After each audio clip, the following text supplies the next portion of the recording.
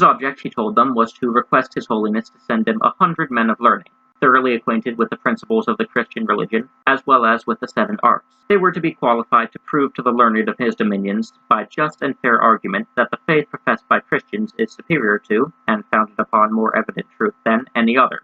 That the gods of the Tartars, and the idols worshipped in their houses, are only evil spirits, and that they, and the people of the East in general, were under an error in revering them as divinities. He said, moreover, that he would be pleased if upon their return they should bring with him from Jerusalem some of the holy oil from the lamp which is kept burning over the sepulchre of our Lord Jesus Christ, whom he professed to hold in veneration, and to consider the true God. Having heard these commands by the great Khan, they humbly prostrated themselves before him, declaring their willingness and insistent readiness to perform to the utmost of their ability whatever might be the royal will. Upon which he caused letters to be written in the Tartar language in his name to the Pope of Rome, and these he turned over to them. He likewise gave orders that they should be furnished with a golden tablet displaying the imperial cipher, according to the custom established by His Majesty. By virtue of this, the bearer, together with his whole suite, are safely conveyed and escorted from station to station by the governors of all places within the imperial dominions, and are entitled, during the time of their stay in any city, castle, town, or village, to a supply of provisions and everything necessary for their accommodation.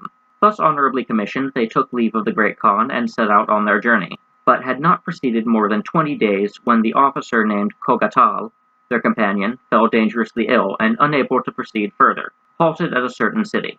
In this dilemma it was determined, upon consulting all who were present, and with the approval of the man himself, that they should leave him behind. In their journey they were greatly assisted by the royal tablet, which secured them attention in every place through which they passed. Their expenses were taken care of, and escorts were furnished. But notwithstanding these advantages, so great were the natural difficulties they had to encounter, from extreme cold, snow, ice, and the flooding of rivers, that their progress was unavoidably tedious, and 3 years passed before they reached a seaport town named Laias in Lesser Armenia. Departing from there by sea, they arrived at Acre, an important seaport in northern Palestine, in the month of April 1269, and there learned with dismay that Pope Clement IV had recently died.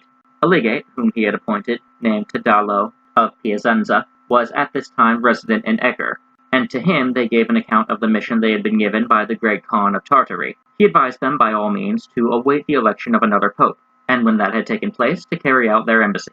Approving of this, they determined to use the interval for a visit to their families in Venice. They accordingly embarked at Acre in a ship bound for Negropont, an island in the eastern Aegean Sea, and from there went on to Venice.